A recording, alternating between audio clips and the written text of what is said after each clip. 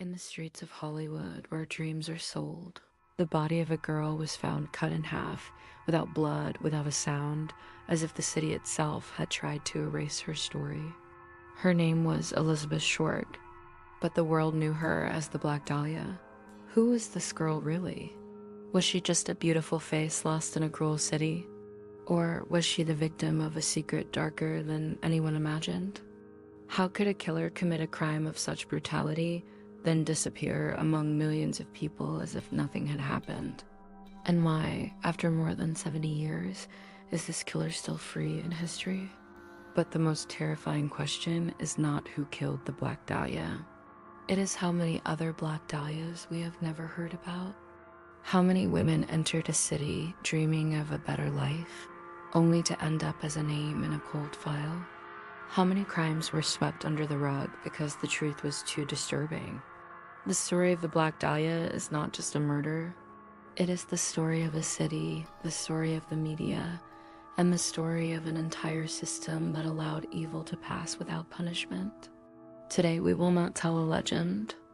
Today we will open the wound, and we will try to understand how our world can create this much pain, and then pretend to forget. It all started with a simple question about old Hollywood history. I was trying to figure out what the Black Dahlia was and how she connected to the stories I was researching. Before I knew it, I was completely hooked. I read every book, watched every documentary, and scrolled through every article and forum post on the internet about her case. The more I learned, the more I was drawn into a web of mystery that stretched far beyond just one tragic murder. My research led me to another name, Lila Welch. At first, the two cases seemed entirely separate. Elizabeth Short, the Black Dahlia, was brutally murdered in Los Angeles in 1947. Lila Welch was killed in Kansas City in 1941. But as I dug deeper, I found a massive book that connected them, an incredible piece of work that presented a gripping theory linking these two women. It was a fascinating idea. I even asked an II to list the main suspects in the Black Dahlia case, and some intriguing names popped up, including the famous director Orson Welles. But how could you definitively connect Elizabeth Short's murder to Lila Welch's? The answer came from a source I never expected to find: the original district attorney's files on the Black Dahlia case. Over 1,000 pages of documents, many of which had never been made public. Suddenly, I had access to a treasure trove of information about Elizabeth Short's final days, her movements, her behavior, her relationships. It was time to start organizing every fact, every name, and every location to piece together the real person behind the infamous legend. I began tracking every single person who crossed paths with Elizabeth in her final weeks. What happened to them after she died? Sometimes the fate of those around a victim can reveal clues about the crime itself. Over time, one name kept surfacing. He was a suspect the police had investigated and cleared, but they kept circling back to him again and again. Then I found a small, buried detail in the files about the Lila Welch murder from 6 years earlier. The police in Los Angeles had tried repeatedly to get the case files from Kansas City, but for some reason, they never arrived. If they had, the Black Dahlia case might have been solved right then and there. The similarities between the two crimes were astounding. In both cases, the killer had removed a piece of flesh from the victim's thigh, a piece of the same weight and the same shape. This wasn't a coincidence. It was a signature, the calling card of a single disturbed mind. And it turned out this prime suspect didn't just know Elizabeth Short. He had spent several days with her right before her death. It's also possible he knew Lila Welch. His personal history was deeply unsettling. His younger sister died in a mysterious drowning accident back in 1927, under circumstances that didn't quite add up. Fast forward to the 1940s, and Los Angeles police records showed he had a history of brutally assaulting women he dated. His disturbing behavior continued for decades. In the 1960s, after being evicted from his apartment in Kansas City, he began stalking the employees of the management company. He would leave them strange messages and spy on them from afar, classic psychopathic behavior. Later, he got involved in an embezzlement scheme, fled to the Bahamas, and eventually returned to the US, living out of his car. This man fit the profile of a killer perfectly. Over the decades, the real Elizabeth Short got lost. She was transformed from a young woman just trying to find her way in the world, who suffered from asthma and tuberculosis, into the Black Dahlia, a dark legend soaked in Hollywood noir and crime. The truth is, she was a kind and social person who started working at 16. She wasn't a prostitute or a manipulator. She enjoyed her own company, loved listening to the radio, and spoke with a distinct Boston accent. She might have struggled with something like bipolar disorder, but she was brave and fiercely independent. Lila Welch was also a remarkable woman. She came from a wealthy family, but chose to live a simple life. Intelligent and elegant, she refused to marry, valuing her independence. She traveled to teach children before returning home to Kansas City. The night she was killed, she opened her bedroom window for some fresh air, despite warnings about crime in the area. The killer slipped in through that open window. He struck her twice on the head with a railroad hammer, incapacitating her before taking her life and dismembering her body. The most chilling part? Her mother and brother were sleeping just a few feet away in the next room. Her mother actually heard the two thudding sounds, but thought her son had just fallen off the couch. She turned off her light and went back to sleep. They didn't find Lila's body until the next morning. The killer's actions after the murder showed a strange mix of panic and calculation. He tried to block the bedroom door with a chair, a clumsy attempt to buy time.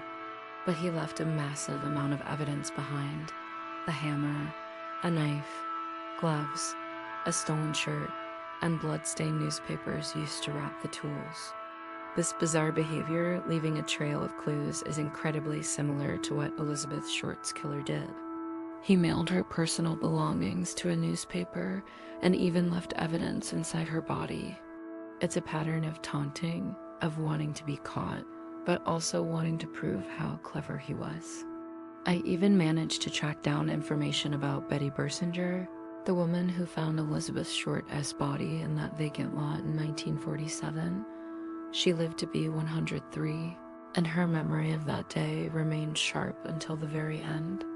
But her account was always the same, a story she repeated countless times about the exact spot where she saw what she first thought was a mannequin lying beside the curb. It's in these consistencies, these tiny details buried for decades, that the truth often lies waiting to be discovered. The more you look, the more the pieces start to fit. Two women living separate lives in different cities, connected by a shared, horrifying fate and a killer who may have walked away free. Have you ever heard a true crime theory so compelling it completely changes how you see a famous case?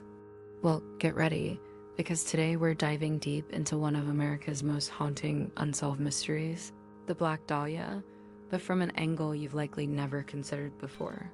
What if the key to solving Elizabeth Short's brutal 1947 murder wasn't in Los Angeles at all, but was hidden in a dusty police file from a different city years earlier?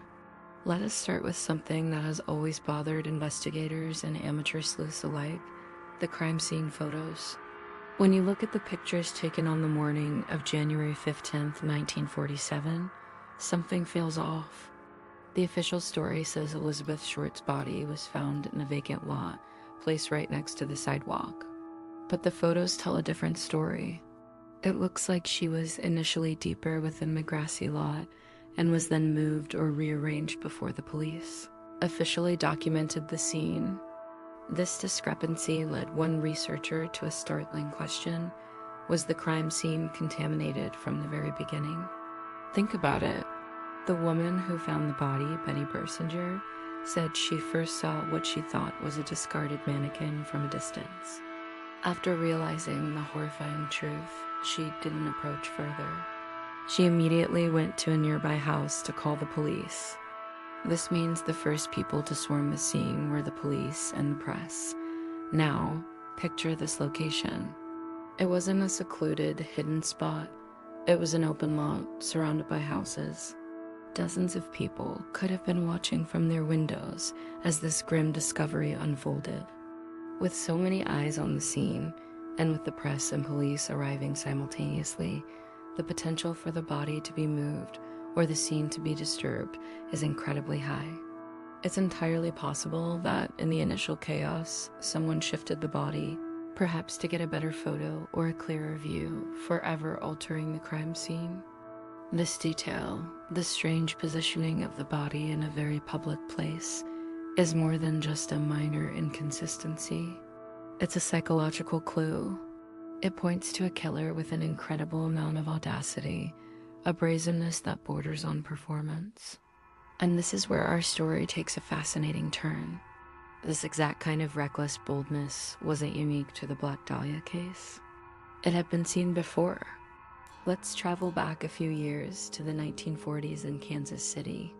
A woman named Lila Welch was murdered in her home. The circumstances of her death were eerily similar. The killer entered her house, which was surrounded by other homes, with dozens of windows looking directly at the scene. He committed a horrific crime with a high risk of being seen by any number of neighbors. Yet he did it anyway. This isn't the behavior of a random, opportunistic criminal. A random attacker would likely choose a more isolated victim or a more concealed location to minimize risk. This kind of behavior, this almost arrogant disregard for being caught, suggests something else entirely. It suggests an obsessive personality, someone fixated on a specific target. This is a person who knows their victim, who has a personal connection, and whose drive to commit the act is so powerful that it overrides all sense of self-preservation.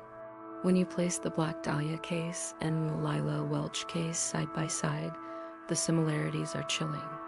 It's not just that the physical methods of the murders had parallels. The real connection is the psychological blueprint left behind by the killer. It's a consistent pattern that emerges in every single detail. Look at the choice of victims. Look at the method of entry into their private spaces. Consider the evidence that was or wasn't left behind. And most importantly, think about that undeniable, desperate need for attention after the crime was committed. In both cases, the killer seemed to be orchestrating a public spectacle, almost daring law enforcement to catch him. This wasn't just about murder. It was about sending a message, about creating a legacy. This brings us to the central, haunting question posed by the researcher who connected these two cases. It's a massive what if that hangs over the history of American crime. What if back in the 1940s, the Kansas City police had sent their files on the Lila Welch murder to the Los Angeles Police Department? Could sharing that information have changed everything? The author of this theory believes the answer is an unequivocal yes, absolutely. If the LAPD had received those files, they wouldn't have just been looking at an isolated, baffling murder. They would have seen a pattern. They would have discovered a series of undeniable connections linking one primary suspect to both of these women. Those files would have revealed a man with a dark past and a documented history of violence. They would have painted a picture of a disturbed individual whose psychological profile perfectly matched the bizarre, exhibitionist nature of both crimes. The connections were all there, waiting to be made. The link between the suspect and the two women, the link between his personal history and his violent modus operandi, and the link between two crimes that have since become legendary for all the wrong reasons. Instead, the cases remain separate. The clues in Kansas City were never connected to the horror in Los Angeles. And because of that, the killer of Elizabeth Short, the Black Dahlia, was never caught. He slipped through the cracks of history, transforming from a man of flesh and blood into a mysterious legend, a ghost who continues to haunt us to this day. It is a sobering reminder of how a single piece of shared information could have brought a monster to justice and rewritten a dark chapter of American history. What do you think? Could this theory be the real answer to one of the world's greatest unsolved mysteries? Let me know your thoughts in the comments below. Thanks for watching, and if you enjoy diving into these deep historical mysteries, make sure to subscribe for more.